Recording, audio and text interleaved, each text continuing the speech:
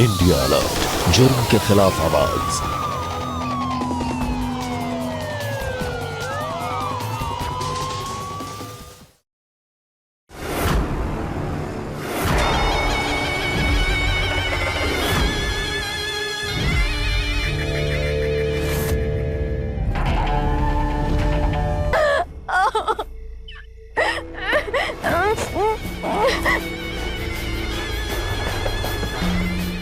हमको ना मजा नहीं आ रहा है, थोड़ा अच्छे से नाच के दिखाइए ना। हम पहले ही गए थे, हमें नाचना नहीं आता, हमें जाने दो। ये ससुरी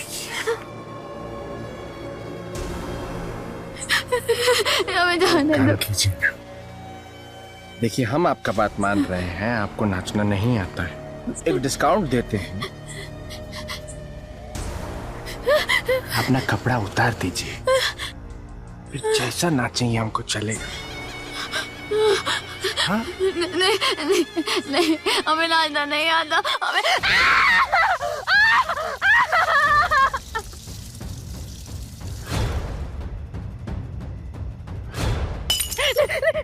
नहीं छोड़ दीजिए, नहीं।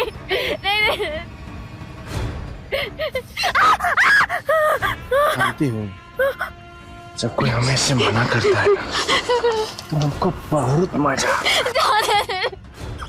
नहीं।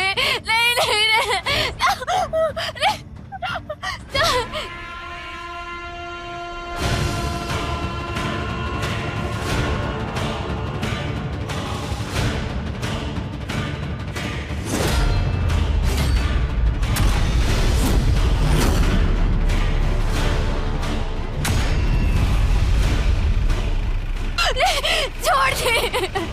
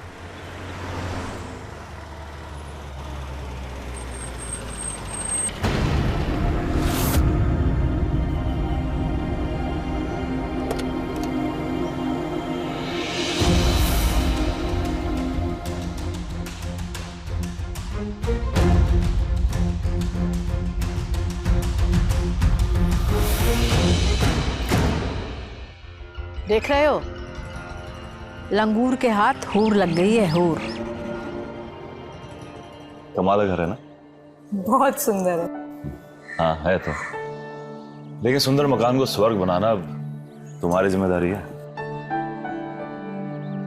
चलो। हम अच्छे से जानते हैं इसको, IAS है ये। क्या नाम है इसका माँ? सागर घोष। पिछली बार जब हमारे पास कोई पोस्ट नहीं थी तो बड़ा अकड़ दिखाता था ये। इसका अकड़ तो अब तोड़ देते हैं माँ।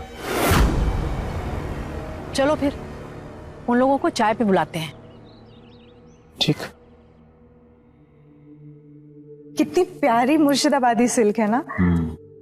खास तुम्हारे लिए तो मंगवाए हैं। अरे अम्मा जी, इसकी क्या जरूरत थी? आप मिल ली तक काफी हमारे लिए। जरूरत क्यों नहीं है? देखिए आयस बाबू, ये हमारे घर का मामला है, यहाँ तुम्हारी ना नहीं चलेगी।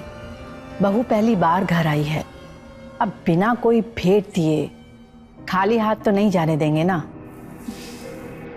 एक काम करो, तुम अंदर जाके इसको पहन कर देखो तुम पर कैसी लगती है। शिफाली, इन्हें अंदर लेकर जाओ। जी आओ। ठीक है अम्मा, इतना कह रही हैं तो ट्राई कर लो। और मुझे सेक्रेटरी साहब के यहाँ भी जाना है, तो फिर मैं शाम को घर पे मिलता हूँ सीधा। ठीक है? अच्छा अम्मा जी।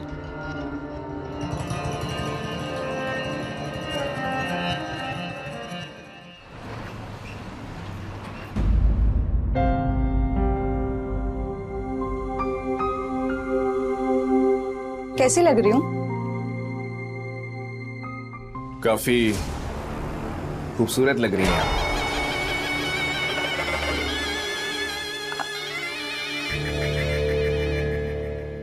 आप कौन?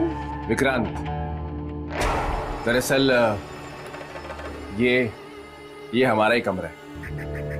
ओह सॉरी, एक्चुअली कामिनी जी ने शेफाली के साथ ये साड़ी ट्राई करने के लिए यहाँ भेजा था, पता नहीं कहाँ चली गई। अरे ये दरवाजा क्यों बंद, खुल नहीं रहा है? शेफाली,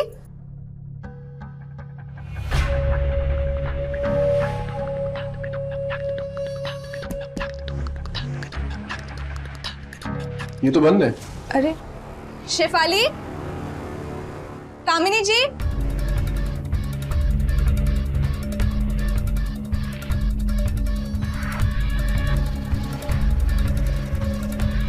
कामिनी जी, कामिनी जी दरवाजा खोलिए। कामिनी जी,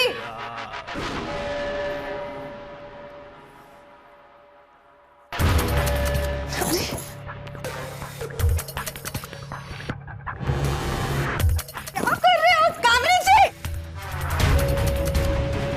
कामिनी जी, कामिनी जी, जब कोई हमें मना करता है ना, हमें बहुत मजा आता है। कामिनी जी, कामिनी जी। कितना चिल्लाती है ये लड़की।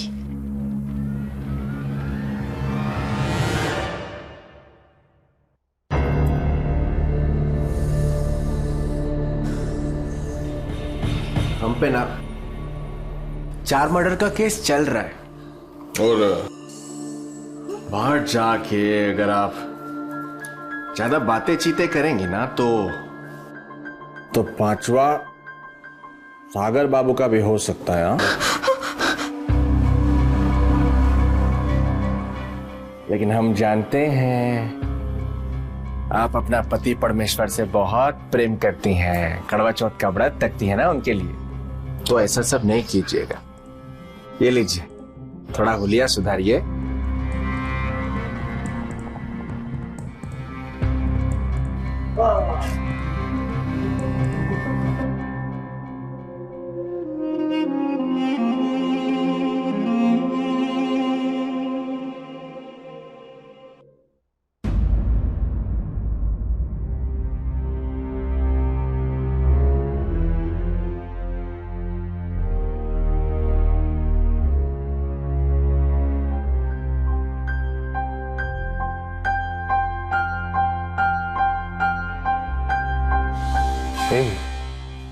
आज पास नहीं हो गया हमारे।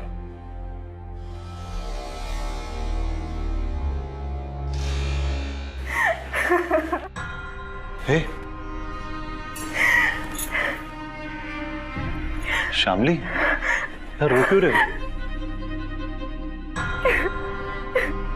श्यामली क्या हुआ? अरे बाबा, व्हाट हैपेंड? मुझे ये जगह पे नहीं रहना। इट्स ओके, लेकिन तुमने तो कहा था ना कि कहीं पटना किसी बड़े शहर ट्रांसफर ले लो।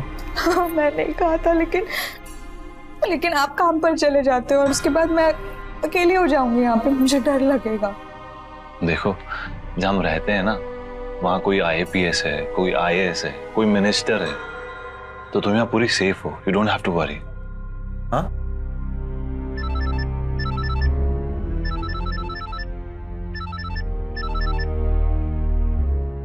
हाँ माँ।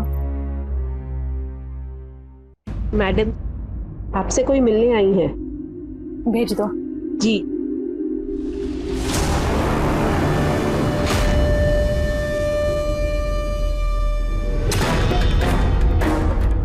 तुम यहाँ क्या कर रही हो? कामिनी जी ने भेजा तुम्हारे यहाँ काम करने के लिए। मुझे जरूरत नहीं है, चली जाओ। तुम्हारे लिए।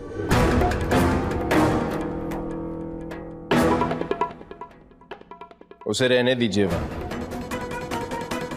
मुझे उसकी जरूरत नहीं है। पर हमको चाहिए कि वो वहां रहे। बुझे। देखिए क्या है ना कि अब हमारा वहां आना जाना लगा रहता है, तो फिर आपका सिक्योरिटी भी तो चाहिए ना, नहीं? और वैसे भी हाँ, आपका जो फोटो निकाले थे वो है हमारे पास। आप कहें तो सागर बाबू के कार्यालय के बाहर चिपका देते हैं, फिर आप देख लीजिएगा जो भी, वही रहने दो उसे।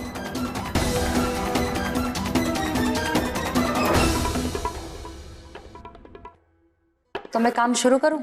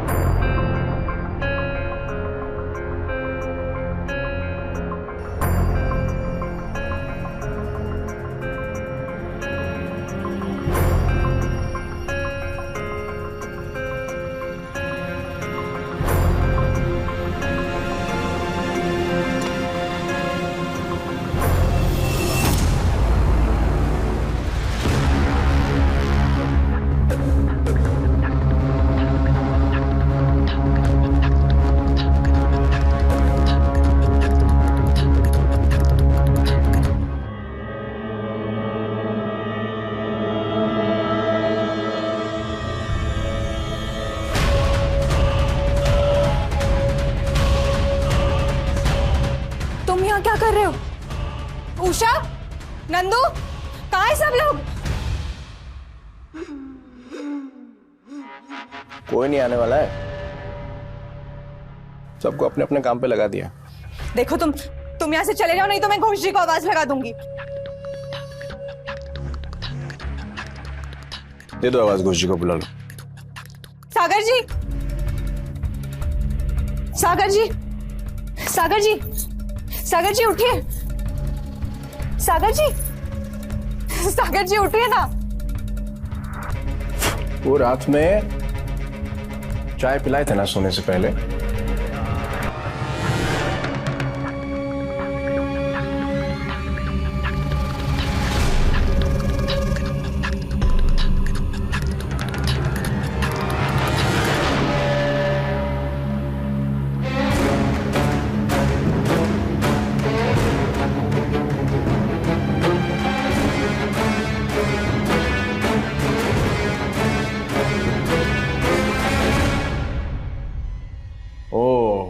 हमने शेफाली को भेजा है ना यहाँ पे, उसने चाय में नींद की दवा मिला दी थी।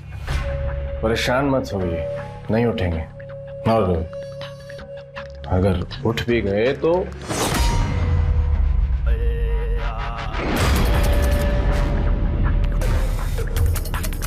वापस सुला दिए जाएंगे।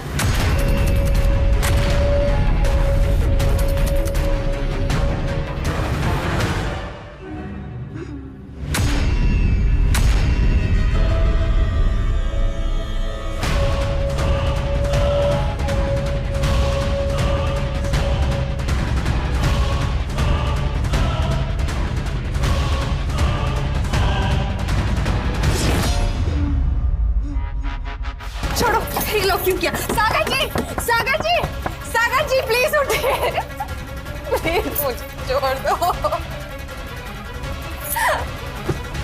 प्लीज प्लीज ऐसा मत करो, please I beg you, please please मुझे छोड़ दो, प्लीज प्लीज ऐसा मत करो, प्लीज। ये आप हमें मना काहे कर रहे हैं? जानती हैं, जब कोई हमें मना करता है ना तो हमें बहुत मजा आता है।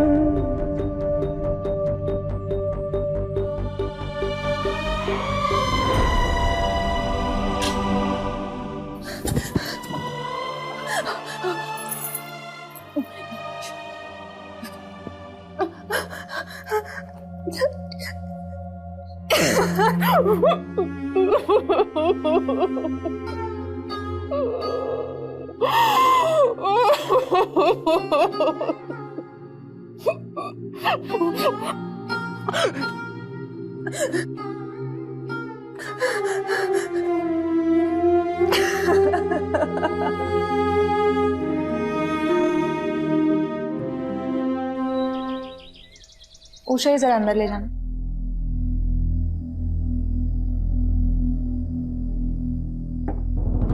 रुको, कल रात को हमारी चाय तुम्ही ने बनाई थी ना? हाँ, साहब की चाय में क्या मिलाया था तुमने? मैं वही कर रही हूँ जो मुझे करने के लिए कहा गया है। तुम्हें शर्म नहीं आती है? आपको भी तो शर्म से ज्यादा अपने पति की जान प्यारी है ना।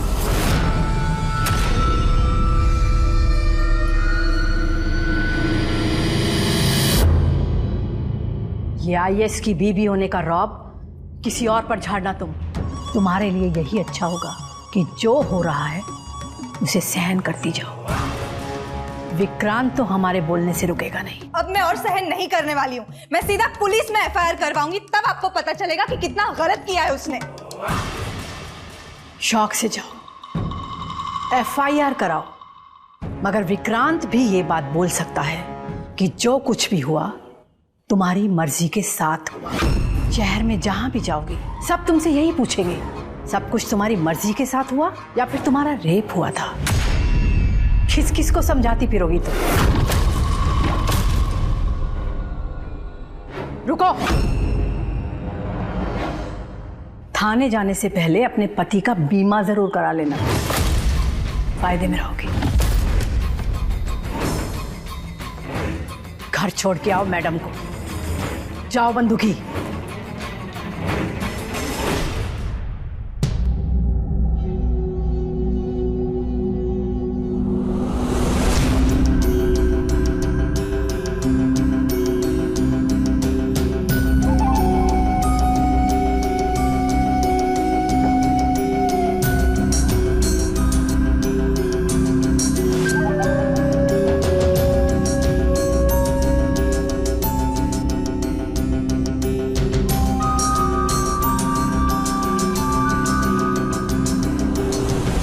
सत्ता का नशा एक ऐसा नशा होता है जो इंसान को न केवल जरूरत से ज्यादा स्वार्थी और अहंकारी बना देता है, बल्कि उसमें सर्वशक्तिमान होने का एक भ्रम भी पैदा करता है।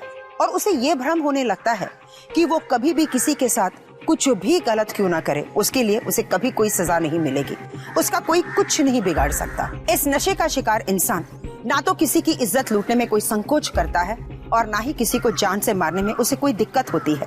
सत्ता के नशे में डूबे ऐसे लोगों के जुर्म की एक सच्ची कहानी आज हम आपके सामने लेकर आए हैं, जिसने एक समय में पूरे देश में सनसनी फैला दी। आपने अब तक जो कुछ भी देखा वो महज इस कहानी की एक शुरुआत थी, लेकिन सबसे बड़ा सनसनीखेज और दर्दनाक पहलू ये था कि इस अपराध और अत्याचार का सिलसिला लगातार कई सालों तक चलता रहा। नमस्कार, मैं हूँ सुधा चंद्रन और आप देख रहे हैं क्राइम अलर्ट। प्लीज आप तो छोड़ दो, मैं प्रेग्नेंट हूँ, मैं और नहीं सह सकती। अरे रो काहे रही है? प्रेग्नेंट है तो अबॉर्शन करा लेते। कितनी बार अबॉर्शन करवाऊं? 4 बार तो अबॉर्शन करवा चुकी हूँ। तो एक काम करते हैं, नसबंदी करा लेते हैं, समस्या ही खत्म हो जाएगा। समस्या खत्म हो जाएगी।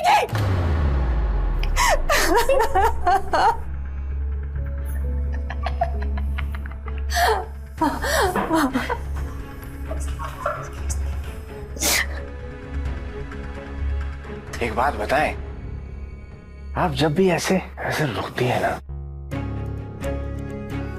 तो सच बता रहे, हमको बहुत मजा आता है।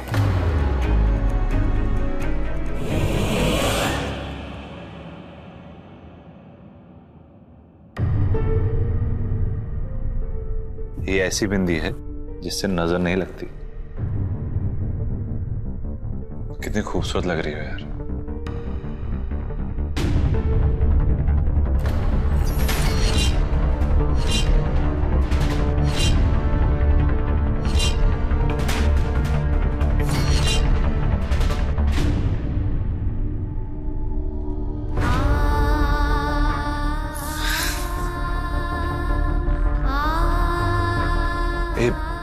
श्यामली, क्या हुआ? ए श्यामली, ए श्यामली, क्या हुआ? श्यामली रो क्यों रही हो? आपको दिखाई नहीं देता मेरे साथ क्या हो रहा है? मेरे बदन पे निशान, ये गले पे निशान, ये हाथ पे नाखून के निशान आपको नजर नहीं आता क्या? Can't you bloody see? मेरी आंखों में दर्द नजर नहीं आता क्या? ये सब पहली बार तब शुरू हुआ था जब हम उस कामनी जी के यहाँ पे गए थे चाय के लिए, और फिर दूसरी बार इसी घर में हुआ था, और फिर तीसरी बार, चौथी बार, और बार बार होता ही आ रहा है।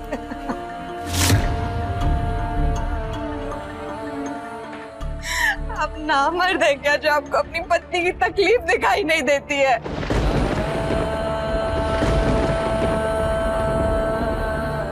तुमने मुझे पहले बताया क्यों नहीं? उसने मुझे धमकी दी थी कि वो आपको मार देगा।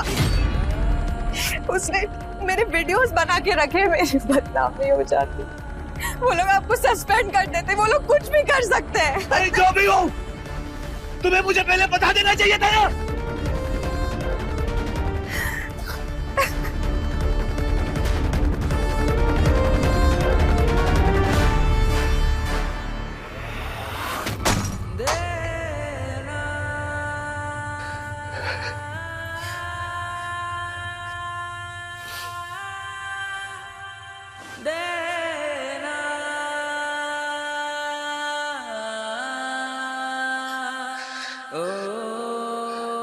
क्या ये सब जानने के बाद भी आप मुझसे प्यार करते हैं?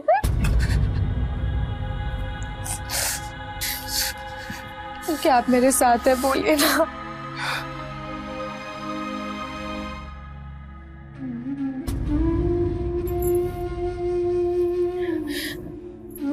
अगर आप मेरे साथ हैं तो मुझे पता है अब हमें आगे क्या करना है।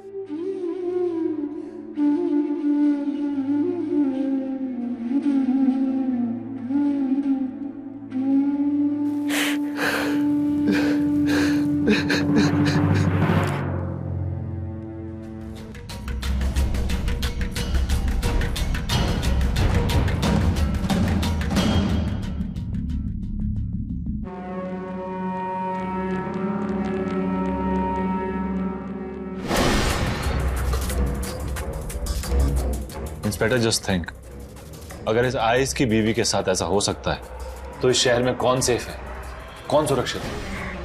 कोई नहीं। So please go ahead and arrest both of them. Sorry sir, मैं समझ सकती हूँ कि आप लोगों पर क्या गुजर रही है, पर उन्हें अरेस्ट करने से पहले एक लीगल प्रोसीजर है जो हमें पूरा करना पड़ता है, और उसके बाद ही हम उन्हें अरेस्ट कर सकते हैं। एंड वन मोर थिंग, उन्हें भी अपनी सफाई देने का मौका देना पड़ेगा, उसके बाद ही हम कोई लीगल एक्शन ले पाएंगे।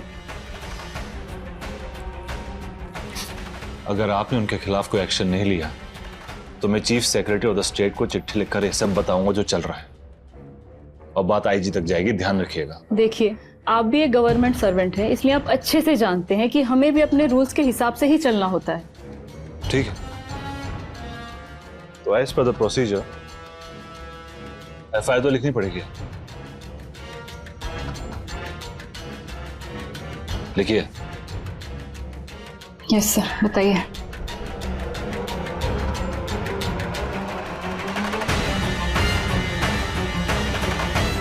मुझे तो लगता है गलती इसकी बीवी की होगी, वरना बंद खिड़की से कैसे कोई अंदर जा सकता। हाँ, मुझे भी ऐसा लगता है।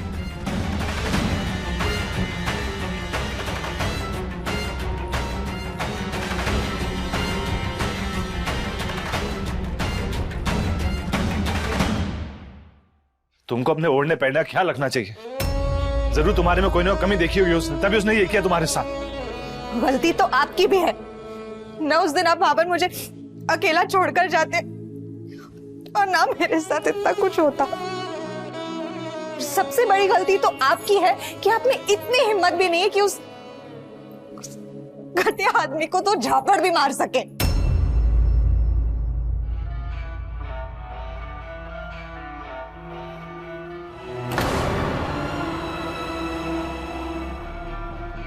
I'm sorry, Sagar ji, please मुझे माफ कर दीजिए।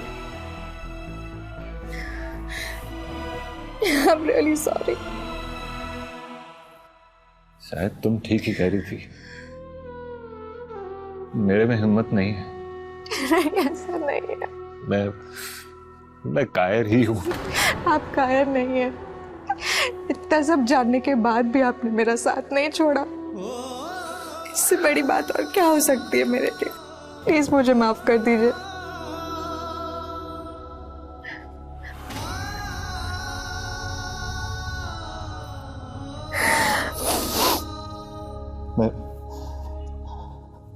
मैं जल्दी यहाँ से ट्रांसफर की बात करता हूँ और तुमने अपनी मम्मी को यहीं बुला लो। मैं भी अपनी भतीजी से कहता हूँ यहाँ आ जाए।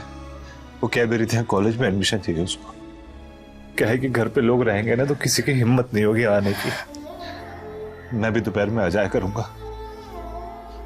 ठीक है।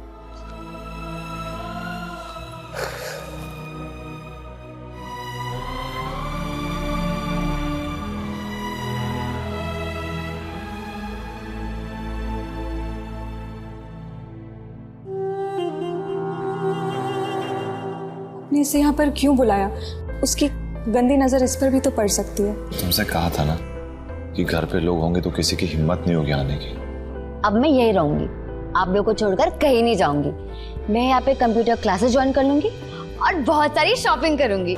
ठीक है, मैं तुम्हारे चाचा से कह दूंगी किसी दिन हम चलेंगे। हमारे देश में एक IAS ऑफिसर सबसे बड़े प्रशासनिक अधिकारी होते हैं और पूरे सिस्टम में उनका एक अलग सा रुतबा होता है। अब सवाल ये उठता है कि इन सब के लिए जिम्मेदार कौन था? हमारे देश का संविधान हमें बहुत सारी शक्तियां देता है जिसके कारण हमसे हमारे अधिकार कोई भी नहीं छीन सकता। तो फिर क्या कमी हम में है जो अपनी कायरता को अलग अलग तर्कों का सहारा देकर बस सहते चले जाते हैं? क्या इसमें शामली की कोई गलती नहीं थी कि पहली बार जब उसके साथ अन्याय हुआ उसी वक्त वो आवाज उठाती? क्या इसमें सागर का कोई कसूर नहीं था कि आखिरी तक लड़ने के बजाय वहां से बच निकलने के लिए वो एक आसान रास्ता खोज रहा था? क्या उसका ऐसे करने से ये समस्या खत्म हो जाती?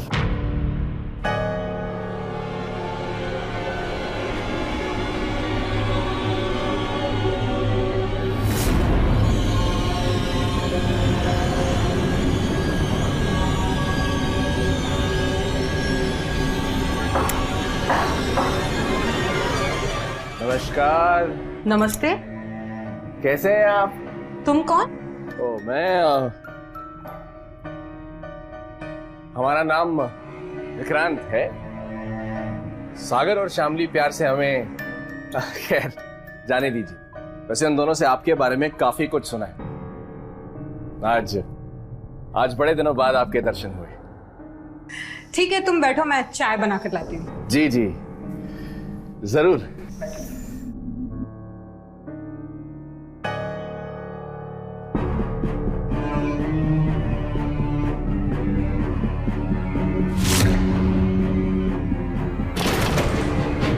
ये क्या कर रहे हो? छोड़ दो मुझे, मैं तुम्हारे माँ की उम्र की हूँ। प्लीज मुझे भगवान के लिए छोड़ दो। क्या कर रहे हो तुम? अरे चुपचाप हम जो कर रहे हैं करने दीजिए ना।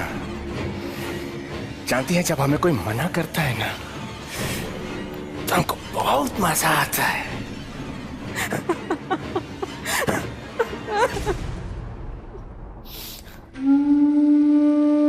क्या हुआ माँ? क्यों रो रही हो? विक्रांत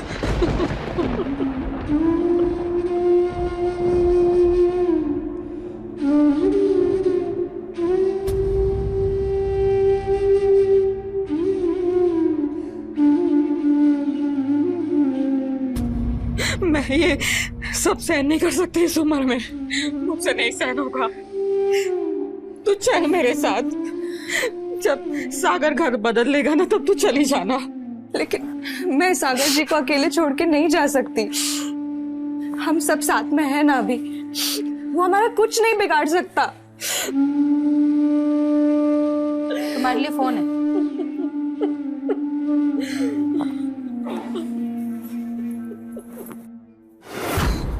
देखिए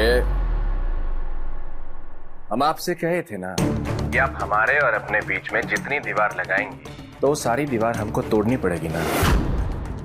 देखिए, आपको समझा रहे हैं, फिर से ध्यान से सुन लीजिए। अगर दोबारा आप हमको नहीं मिली तो फिर आपकी परम पूज्य माता जी के साथ जो हम किए वो हमको फिर से करना पड़ेगा। अगर तुमने एक और बार इस तरफ देखने की कोशिश की ना, मैं सच कह रही हूँ, मैं अपने आप को मार डालूंगी। तुम उस विक्रांत की इन्फॉर्मर हो ना? बहुत हो गया तुम्हारा, चलो निकलो यहाँ से, नहीं तो धक्के मार के बाहर निकालूंगी। लेकिन मेरे चलो, बहुत हो गया, चलो यहाँ से।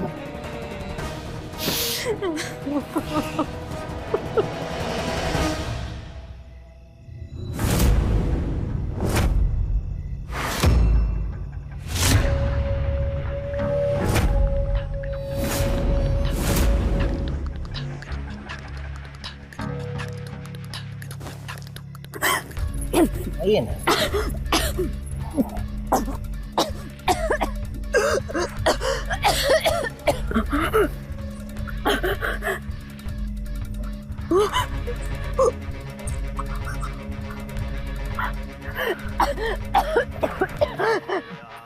देखिए, आप हमें जानते नहीं है। हमारे चाचा जी IAS है, उन्हें पता चला ना, वो आप लोगों को छोड़ेंगे नहीं।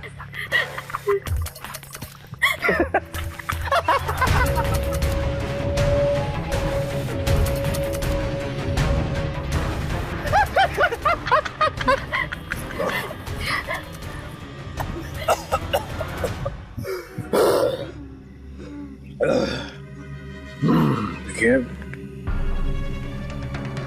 आप ऐसा मत बोलिए ना। आपको डर लग रहा है?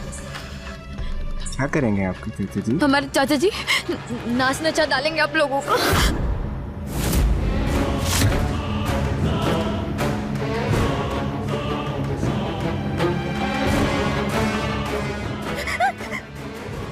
जानती हैं,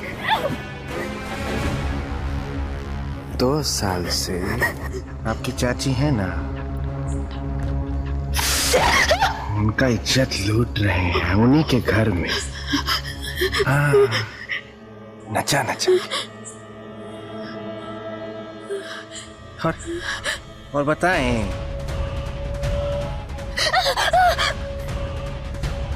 अभी आपका भी हम इज्जत लूटेंगे, लेकिन देखिए, हम ये सब नहीं जानते। हमें जाने दीजिए, प्लीज खोल दीजिए हमें। छोड़ दो। ठीक, छोड़ देते। चलो। देखिए, हम आपको छोड़ दिए ना, अब आप बस हमारा एक बात मान लीजिए। हमको ना एक अच्छा सा नाच के दिखा दीजिए। देखिए, हमें नाचना नहीं आता, हमें जाने दीजिए।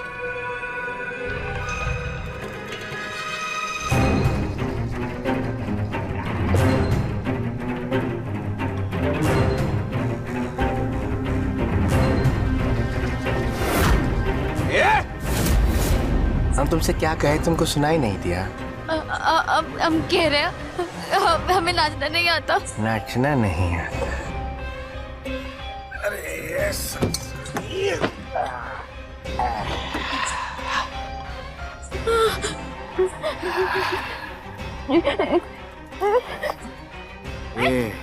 क्या कही थी आप हमको? आपके चाचा जी हमको नाचना चाहेंगे। जानती हैं, अब अगर आप हमको नाच के नहीं दिखाएंगे ना, जो पत्थर है ना, इस पत्थर को, ये जो आपका चांद सा मुखड़ा है, उस पे देख नाचे। नहीं, हमें नाचना नहीं।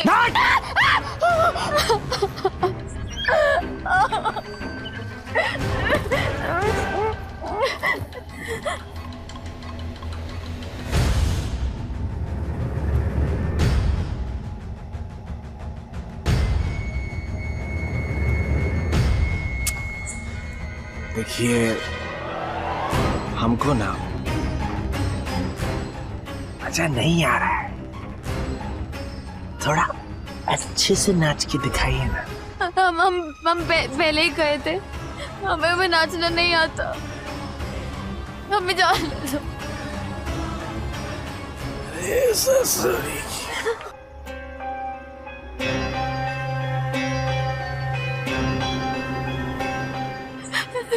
हमें जाने दो। कीजिए, देखिए हम आपका बात मान रहे हैं, आपको नाचना नहीं आता है।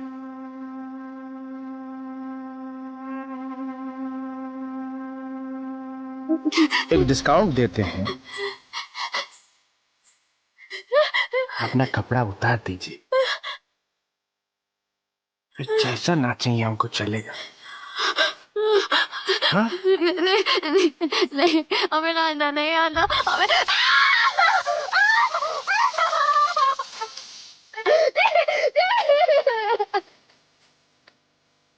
हमें छोड़ दीजिए, हम अभी यहाँ छोड़ दे प्लीज, हमें छोड़ दीजिए, हमें नहीं आता नाचना।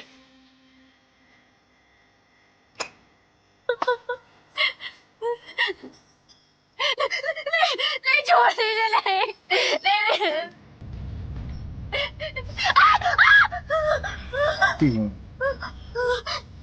जब भी कोई हमें मना करता है हमको बहुत मजा। नहीं, नहीं, नहीं, छोड़ दे।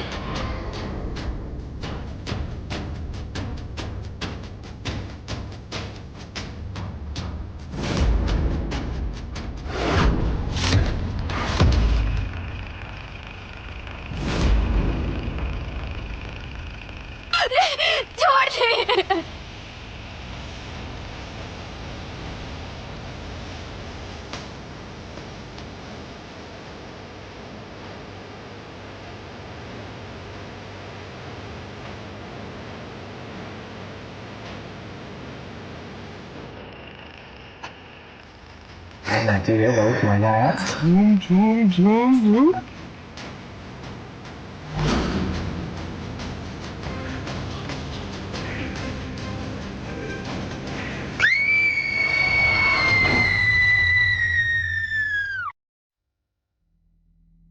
चाची, उनको छोड़ना मत, उसे सजा मिलनी चाहिए। इस बार हम आर पार की लड़ाई लड़ेंगे।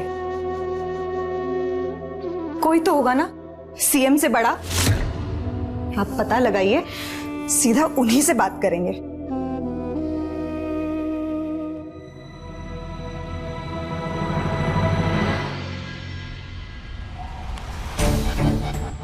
देखिए, मैं इसके ऊपर जरूर एक्शन लूंगा, पर आप लोग को इतने दिनों तक चुप नहीं रहना चाहिए था। सिस्टम में कुछ लोग बुरे होते हैं, लेकिन कुछ अच्छे भी होते हैं। आपको न्याय मिलेगा। Thank you sir.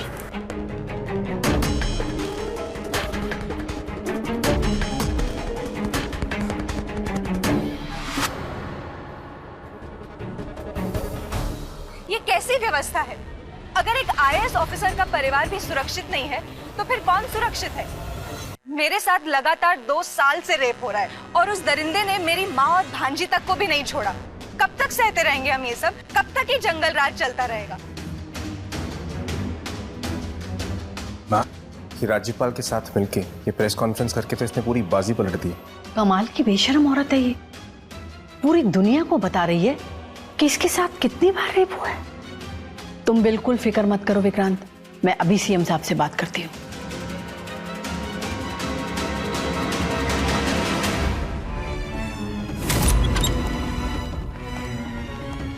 आइए इंस्पेक्टर, कैसे आना हुआ? आप दोनों को थाने चलना होगा। मेरे पास आपके खिलाफ गैर जमानती वारंट है। तुम्हारी हिम्मत कैसे हुई हमसे इस तरह से बात करने की? सीएम से बात करके तुम्हारी ये वर्दी नुचवा लेंगे हम।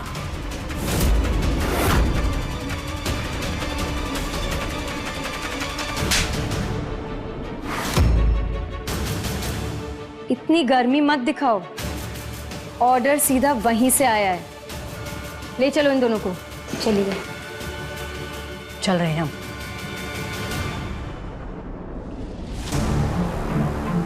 तुम औरत तो क्या, एक माँ के नाम पर भी धब्बा हो। बहुत पहुंच है ना तुम लोगों की। I'll make sure कि जिंदगी भर तुम लोग जेल में चढ़ो। ले चलो दोनों को।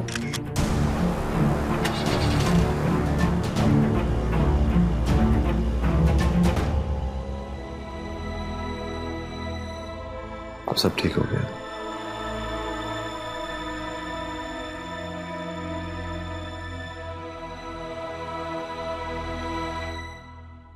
शामली ने बिल्कुल सही कहा था कि जब सत्ता का नशा उतरता है तो वो अपने साथ मान सम्मान को बहा कर ले जाता है।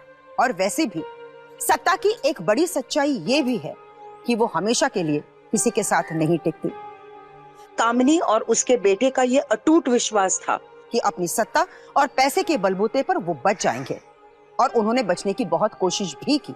लेकिन शामली और उसके पति सागर ने इस लड़ाई को जारी रखा और उसे सुप्रीम कोर्ट तक ले गए। लेकिन इस लड़ाई के लंबे दौरान में शामली के पति सागर घोष की मौत हो गई। लेकिन शामली ने हिम्मत नहीं हारी और वो लड़ती रही। हमारे देश के संविधान में बहुत ताकत है। कामिनी और विक्रांत जैसे लोग भले ही अपनी चालाकियों और गुंडागर्दी की वजह से कुछ समय तक ताकतवर रहे, लेकिन जब न्याय का पहिया घूमता है तो सारी गुंडागर्दी, सारी चालाकियां धरी की धरी रह जाती है। एक लंबी लड़ाई के बाद सुप्रीम कोर्ट ने कामिनी को 5 साल और बब्बू और उसके दोस्तों को 10 साल की कैद की सजा सुनाई। और इसका असर ये हुआ कि ऐसे लोग प्रदेश में जंगल राज फैला रखा था, उनकी सत्ता भी डूब गई। याद रहे, एक अपराधी की सबसे बड़ी ताकत उसका हथियार या उसकी पहुंच नहीं होती, बल्कि हमारे अंदर जो खौफ है वो उसे बेलगाम बना देता है। अगर जुर्म और अन्याय से हमें लड़ना है तो सबसे पहले हमारे अंदर जो डर है उसे मिटाना होगा। क्राइम अलर्ट के अगले एपिसोड में हमारी मुलाकात फिर से होगी। तब तक आप अलर्ट रहिए और सुरक्षित रहिए और देखते रहिए क्राइम अलर्ट, जुर्म के खिलाफ आवाज।